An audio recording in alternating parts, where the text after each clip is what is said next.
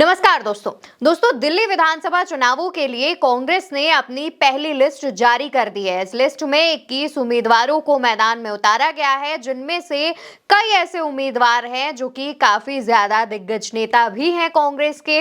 लेकिन दोस्तों यहाँ पर चुनाव तब दिलचस्प हो जाता है जहां पर कांग्रेस और आम आदमी पार्टी आमने सामने हो जाती है। जी हाँ, दिल्ली के चुनावों में कांग्रेस और आम आदमी पार्टी अलग अलग चुनाव लड़ रहे हैं और एक ऐसी सीट पर कांग्रेस ने अपने ऐसे उम्मीदवार को उतारा है जिससे आम आदमी पार्टी की जो टेंशन है वो ज्यादा बढ़ गई है। सबसे पहले हम आपको कांग्रेस की लिस्ट के बारे में बता देते हैं, उसके बाद हम आपको जो सारा दिल्ली विधानसभा चुनाव का जो खेल है, जो आम आदमी पार्टी और कांग्रेस के बीच काफी दिलचस्प हो जाएगा, कड़ा मुकाबला देखने को मिलेगा, उस बारे में बताएंगे। दोस्तों सबसे पहली जो सीट है वो नरेला की, जिसमें श्रीमती अरुणा कुमारी को टिकट दी गई है। बुरारी से मंगेश त्यागी, आदर्श नगर से शिवांग सिंघल, बदली से देवेंद्र यादव, सुल्तानपुर माजरा से जय किशन, नंगलोई जाट से रोहित चौधरी, शालीमार बाग से प्रवीण जैन, वाजीपुर से रागिनी नायक, सदर बाजार से अनिल भारद्वाज, चांदनी चौक से मुदित अग्रवाल, बल्ली मारन से हारून यूसुफ, तिलक नगर से पीएस बावा, द्वारका से आदर्श शास्त्री, न्यू दिल्ली वाली सीट से संदीप दीक्षित को उतारा है। कस्तूरबा नगर से अभिषेक दत्त, छतरपुर से राजेंद्र तंवर, अंबेडकर नगर से जयप्रकाश, ग्रेटर कैलाश से गर्वित सिंघवी, पटपड़गंज से चौधरी अनिल कुमार, सीलमपुर से अब्दुल रहमान और मुस्तफाबाद से अली मेहंदी। यानी कि ये वो 21 उम्मीदवार हैं जिनको कांग्रेस ने इन सीटों से टिकट दिया है, मैदान में उतार दिया है। दोस्तों यहाँ पर जो सीट है वो है न्यू दिल्ली की, जिस पर संदीप दीक्षित को टिकट दिया गया है और यही सीट जो है वो दिल्ली विधानसभा चुनाव का जो मुकाबला है वो काफी दिलचस्प कर देगा। दरअसल दोस्तों संदीप दीक्षित जो है वो शीला दीक्षित के बेटे हैं। वही शीला दीक्षित जो कि दिल्ली से 3 बार मुख्यमंत्री रह चुकी हैं, कांग्रेस की वरिष्ठ दिग्गज नेता हैं और अरविंद केजरीवाल भी इसी सीट से 3 बार चुनाव लड़े हैं। यानी कि ये सीट अरविंद केजरीवाल की भी पारंपरिक सीट रही है और अरविंद केजरीवाल से पहले इस सीट पर कांग्रेस का कब्जा था। लगातार 15 साल तक इस सीट से शीला दीक्षित ने दिल्ली पर शासन किया था।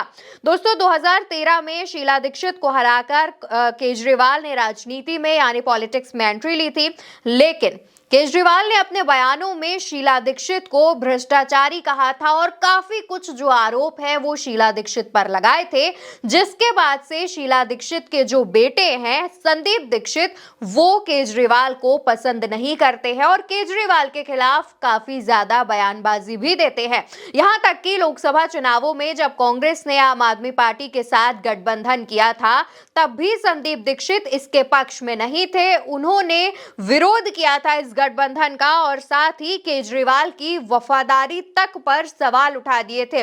उनके कई ऐसे बयान जो है वो सामने आए थे जिससे साफ तौर पर यह पता चल रहा था कि वो कांग्रेस और आम आदमी पार्टी के गठबंधन के साथ नहीं है, वो इसका विरोध कर रहे हैं। और अब जब कांग्रेस और आम आदमी पार्टी का दिल्ली विधानसभा के चुनावों में गठबंधन नहीं है, तब केजरीवाल की ही सीट से कांग्रेस ने शीला दीक्षित के बेटे संदीप दीक्षित को उतार दिया है और अब इस सीट पर जो मुकाबला है वो काफी दिलचस्प होने वाला है। और दोस्तों एक और सीट है जिसके बारे में अगर आप उसका गणित समझेंगे तो आपको काफी मजा आएगा।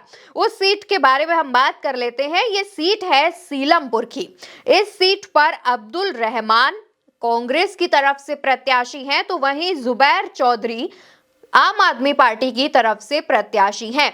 और ये सीट इतनी दिलचस्प क्यों है दोस्तों, ये भी जान लीजिए। कांग्रेस के जो प्रत्याशी अब्दुल रहमान हैं वो आम आदमी पार्टी से विधायक थे इसी सीट से। आम आदमी पार्टी ने जब अपनी सीटों का ऐलान किया और उनका सीट का पत्ता जो काट दिया, इसके बाद वो कांग्रेस में शामिल हो गए और कांग्रेस ने उन्हें उनकी ही सीट से टिकट दे दिया।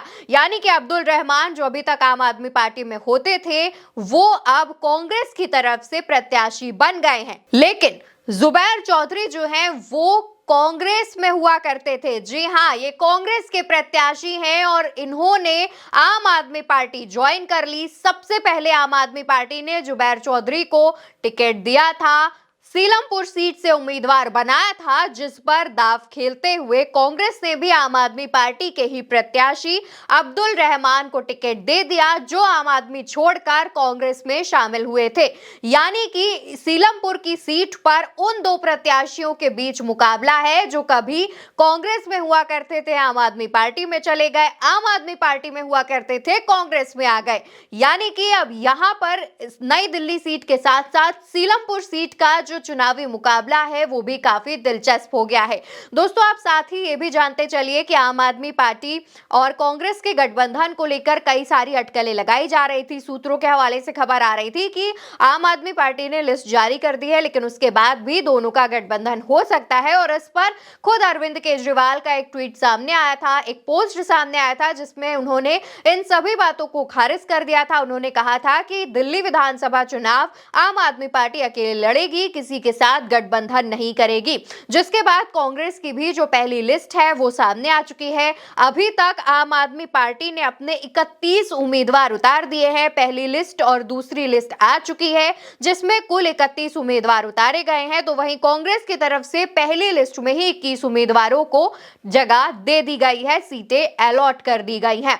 दोस्तों, दिल्ली में 70 विधानसभा सीटें हैं। इस पर जो चुनाव है वो अगले साल 2025 में होना है और फरवरी में दिल्ली विधानसभा का जो कार्यकाल है वो खत्म हो रहा है। फिलहाल के लिए जो चुनावी तारीखें हैं वो सामने नहीं आई हैं, लेकिन देखना होगा कि कांग्रेस और आम आदमी पार्टी के बीच ये जो कड़ा मुकाबला है नई दिल्ली और सीलमपुर सीट पर, जो काफी दिलचस्प मुकाबला देखा जा रहा है, उस पर क्या सामने आता है और क्या नई दिल्ली सीट से संदीप दीक्षित के सामने इस बार अरविंद केजरीवाल चुनाव लड़ेंगे या फिर अपनी सीट बदल लेंगे, ये भी देखने वाली बात होगी। और जैसा ही कोई अपडेट सामने आता है हम तुरंत आप तक पहुंचाएंगे, इसलिए उल्टा चश्मा यूसी को सब्सक्राइब करना मत भूलिएगा।